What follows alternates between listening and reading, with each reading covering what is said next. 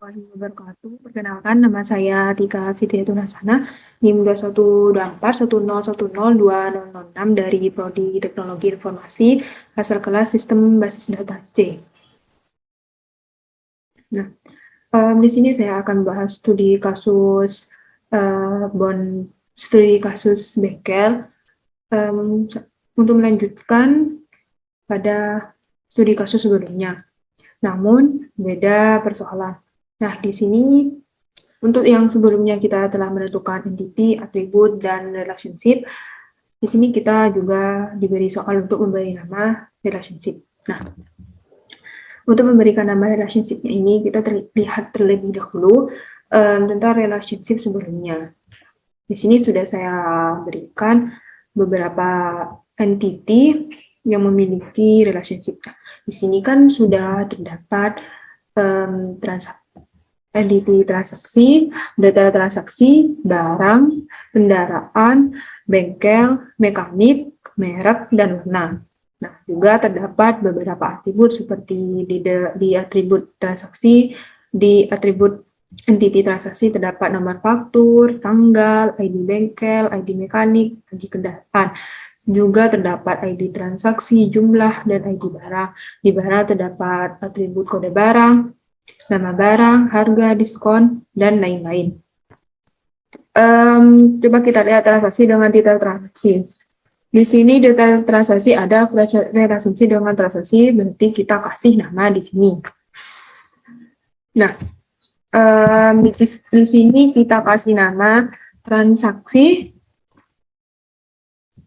memuat transaksi, kita kasih nama di sini transaksi terdapat di detail transaksi. Nah, transaksi terdapat di detail transaksi. Nah, untuk detail transaksi memuat transaksi. Nah, untuk selanjutnya di sini terdapat transaksi antara ID dan bengkel. Nah, bengkel dan transaksi. Nah,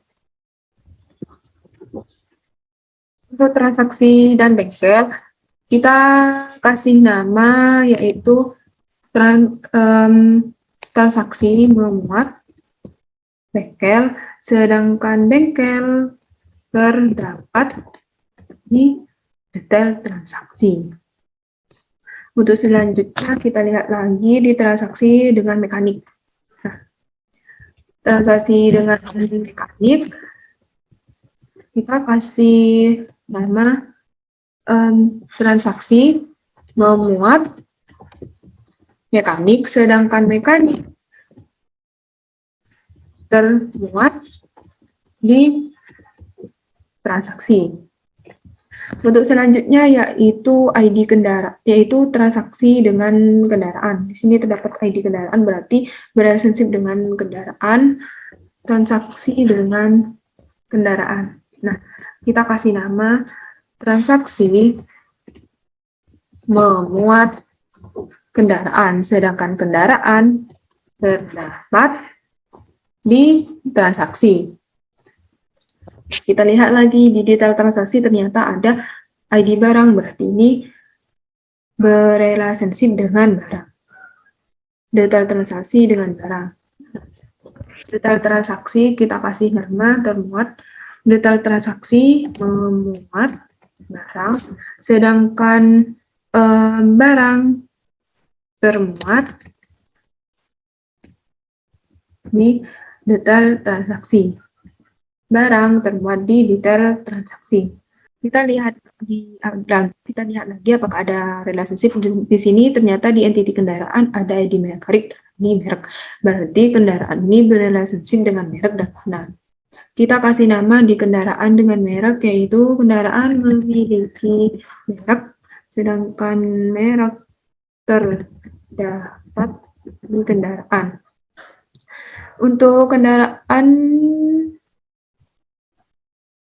Untuk kendaraan dan warna memiliki warna, sedangkan warna terdapat di kendaraan. Nah, Karena ini sudah tidak ada lagi, berarti untuk pemberian nama relationship-nya cukup untuk segini. Nah, biar tidak susah untuk membacanya, kita kasih warna biar beda, biar lebih nyaman untuk membacanya.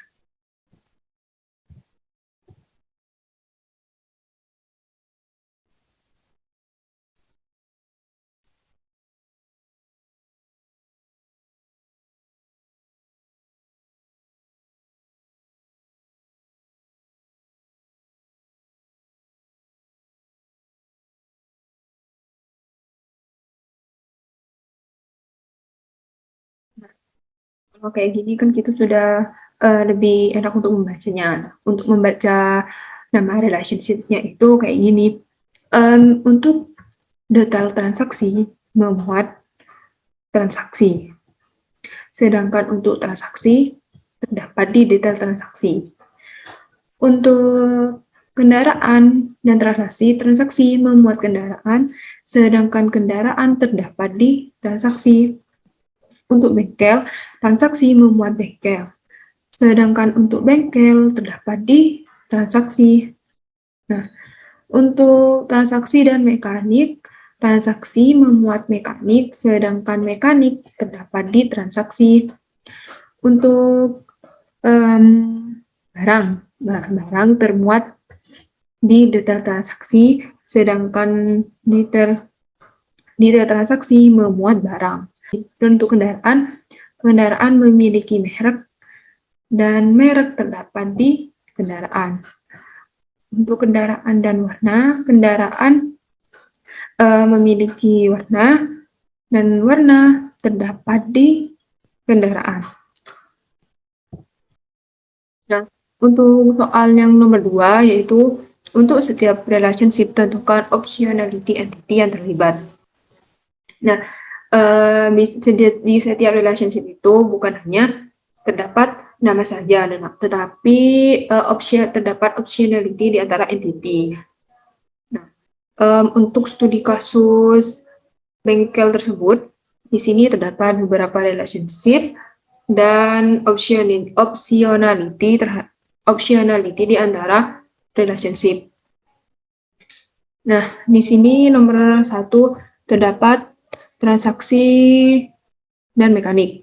Entitinya yaitu transaksi, wajib, optionality-nya itu wajib. Nah, di setiap transaksi pasti membutuhkan data mekanik sebagai penanggung jawab dan perbaikan kendaraan pelanggan. Nah, secara logika, kalau ada transaksi berarti pasti ada terdapat mekanik. Kalau tidak ada transaksi berarti kan tidak ada mekanik. Nah, ini dijelaskan pada entiti yang mekanik, yaitu tidak wajib. Karena bisa saja tidak ada mekanik yang menangani kendaraan, sehingga tidak ada transaksi atau tidak ada mekanik yang tercantum dalam transaksi. Nah, untuk transaksi dan kendaraan, entiti transaksi itu wajib. Karena dalam setiap transaksi pasti ada kendaraan yang sedang diperbaiki. Untuk kendaraan yaitu wajib, karena dalam transaksi pasti membutuhkan data kendaraan untuk membeli barang atau memperbaiki barang. Nah, data dari kendaraan ini pasti wajib, karena apabila ingin membeli barang atau memperbaiki barang pasti membutuhkan data kendaraan. Kendaraannya itu kendaraan apa, merek apa, kerusakannya apa. Nah, pasti akan membutuhkan data dari kendaraan untuk membeli barang atau memperbaiki kendaraan tersebut, sehingga nanti mempermudahkan mekanik dalam mengerjakan kendaraan, sehingga mempermudah untuk menentukan barang yang wajib dibeli oleh pelanggan terhadap kendaraannya.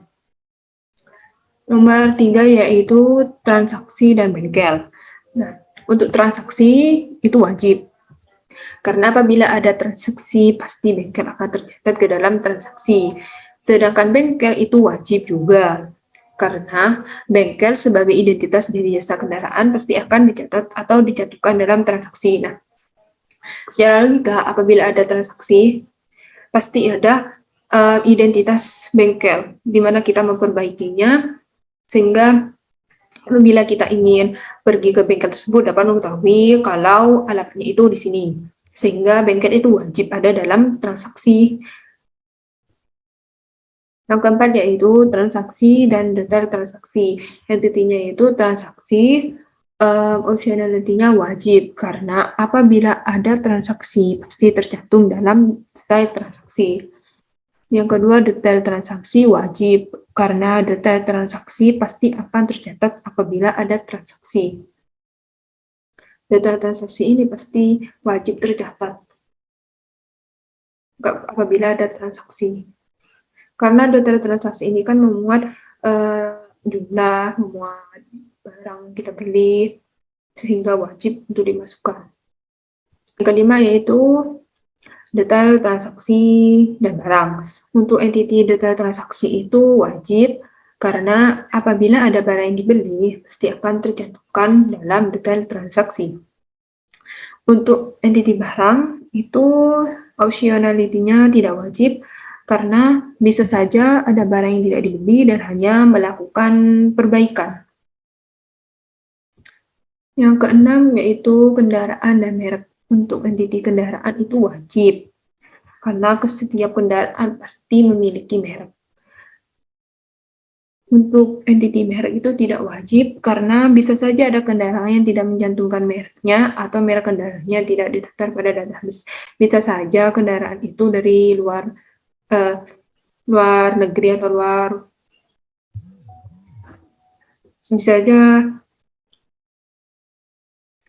karena bisa saja kendaraannya itu tidak diproduksi di negara dia tinggal, sehingga tidak ada sehingga mereknya itu tidak terdaftar. Untuk kendaraan dan warna, entity-nya kendaraan itu wajib, karena setiap kendaraan pasti memiliki warna.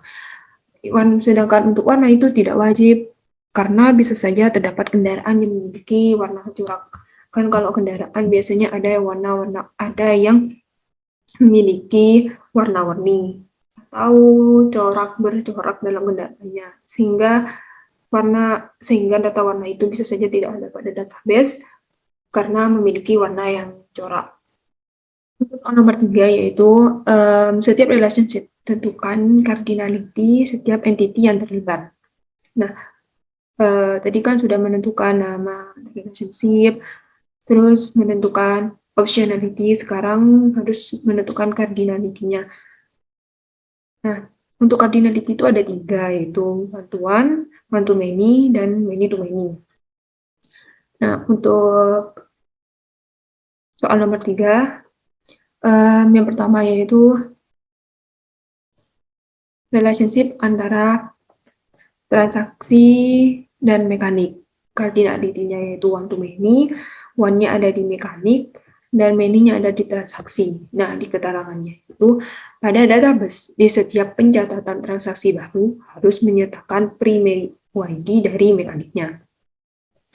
Untuk yang nomor 2 yaitu transaksi dan kendaraan, cardinality-nya yaitu one to many, one-nya ada di kendaraan, many-nya ada di transaksi. Keterangannya yaitu pada database di setiap pencatatan transaksi baru harus menyertakan primary ID dari kendaraannya. Yang nomor 3 yaitu transaksi dan bengkel. Cardinality-nya yaitu one to many, one-nya ada di bengkel, dan many-nya ada di transaksi. Keterangannya yaitu pada database di setiap pencatatan transaksi baru harus menyertakan primary ID dari bengkelnya. Untuk yang nomor 4 yaitu transaksi dan detail transaksi. Cardinality-nya one to many, one-nya ada di transaksi, dan many-nya ada di detail transaksi. Untuk keterangannya, pada database di setiap pencatatan detail transaksi baru harus menyertakan primary ID dari transaksinya. Untuk yang nomor 5 yaitu detail transaksi dan barang. Cardinality-nya one to many, one-nya ada di barang, many-nya ada di detail transaksi. Keterangannya yaitu pada database di setiap pencatatan detail transaksi baru harus menyertakan primary ID dari barangnya. Untuk yang nomor 6 yaitu kendaraan dan merek. Cardinality-nya one to many, one-nya ada di merek, many-nya ada di kendaraan. Pada database, di setiap Pencatatan kendaraan baru harus menyertakan primary UID dari mereknya. Untuk yang nomor 7 yaitu kendaraan dan warna. Cardinality-nya one to many, one-nya ada di warna, many-nya ada di kendaraan, keterangannya. Pada database, di setiap pencatatan kendaraan baru harus menyertakan primary UID dari warnanya.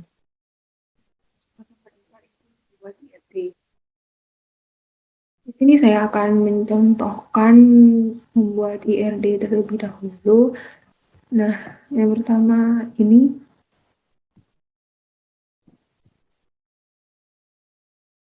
Nah, kemudian berikan nama entity-nya. Misalnya entity order. Kemudian kita play. Kemudian kita ke add. Nah, di atribut kita klik tambah. Kita tambahkan atributnya, misalnya jumlah. Nah, kita ubah ke logika. Karena ini jumlah berarti itu integer. Nah, untuk jumlah ini apakah harus ada atau dijadikan primary ID? Karena jumlah itu bisa saja ada beberapa, itu harus wajib, bukan primary. Karena bisa berubah-ubah jumlahnya. Ada yang 2, ada yang 1, kan tidak boleh. Makanya harus ada makanya dijadikan mandatory atau wajib diisi. Kemudian kita apply. Yang kita kalau ingin menambahkan lagi tinggal klik shift plus, terus diubah lagi sini namanya. Kemudian kita klik OK. Nah ini.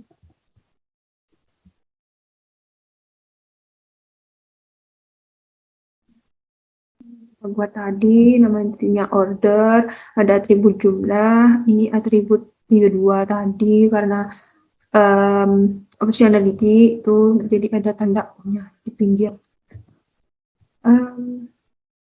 Nah, tanda bintang ini menandakan bahwa itu wajib atau mandatory, wajib diisi. Untuk membuat relationship, kita klik ini terlebih dahulu, kemudian bikin terus ini. Nah, kita pilih namanya itu dinamakan web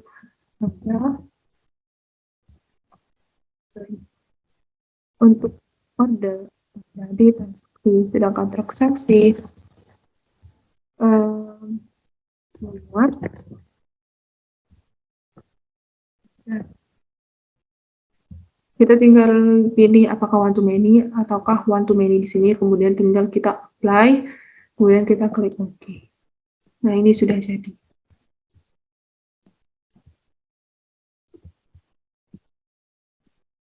Untuk menghapusnya tinggal klik.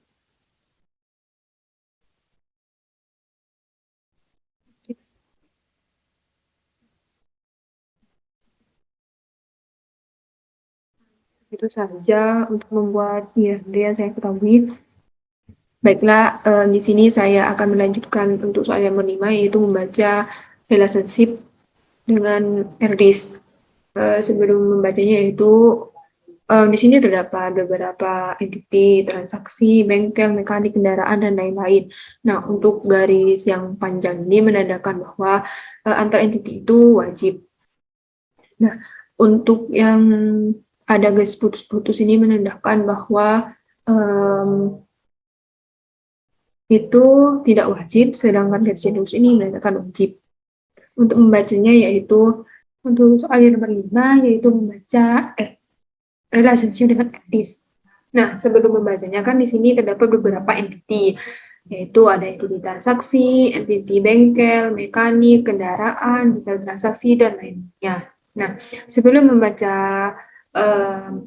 relationship-nya dulu, di sini saya akan menjelaskan terlebih dahulu mengenai garis lurus ini. Nah, garis ini menandakan bahwa garis relationship antara entity. Dan apabila garisnya utuh seperti ini, berarti menandakan bahwa itu wajib. Sedangkan kalau ada yang putus-putus, berarti itu tidak wajib. Sedangkan yang lurus ini wajib. Nah, untuk setiap transaksi itu kan, untuk setiap relationship, pastikan itu ada foreign key yang menandakan bahwa entity tersebut berrelationship dengan entity yang lain. Nah, karena di sini sudah karena foreign key di sini tidak usah digunakan. Kan kalau dikasih foreign key berarti di transaksi ini kan biasanya ada ID bengkel. Nah, di sini tidak ada karena sudah diwakilkan oleh garis relationship ini. Jadi untuk foreign key di sini tidak perlu dikasih karena sudah diwakilkan oleh garis relationship ini. Untuk membaca, nah, tanda pagar di sini menunjukkan bahwa itu primary ID dan tanda nol seperti ini berarti tandanya itu atributnya itu opsional, bisa diisi atau bisa tidak. Nah, untuk membacanya yaitu untuk transaksi dan detail transaksi. Setiap transaksi harus terdapat di satu atau beberapa detail transaksi. Sedangkan setiap detail transaksi harus memuat satu dan hanya satu transaksi. Untuk detail transaksi dan barang, yaitu setiap detail transaksi harus memuat satu dan hanya satu barang. Sedangkan untuk setiap barang untuk barang bisa termuat di satu atau beberapa detail transaksi. Untuk bengkel dan transaksi yaitu setiap transaksi harus memuat satu dan hanya satu bengkel, sedangkan setiap bengkel harus terdapat di satu atau beberapa transaksi. Untuk transaksi, setiap transaksi harus memuat satu dan hanya satu mekanik. Untuk setiap mekanik bisa termuat di satu atau beberapa transaksi. Untuk transaksi dan kendaraan yaitu setiap transaksi harus memuat satu dan hanya satu kendaraan. Sedangkan setiap kendaraan harus terdapat di satu atau beberapa transaksi. Untuk kendaraan dan warna, setiap kendaraan harus memiliki satu dan hanya satu warna. Sedangkan setiap warna bisa terdapat di satu atau beberapa kendaraan. Untuk setiap kendaraan harus memiliki satu dan hanya satu merek. Sedangkan setiap merek bisa terdapat di satu atau beberapa kendaraan.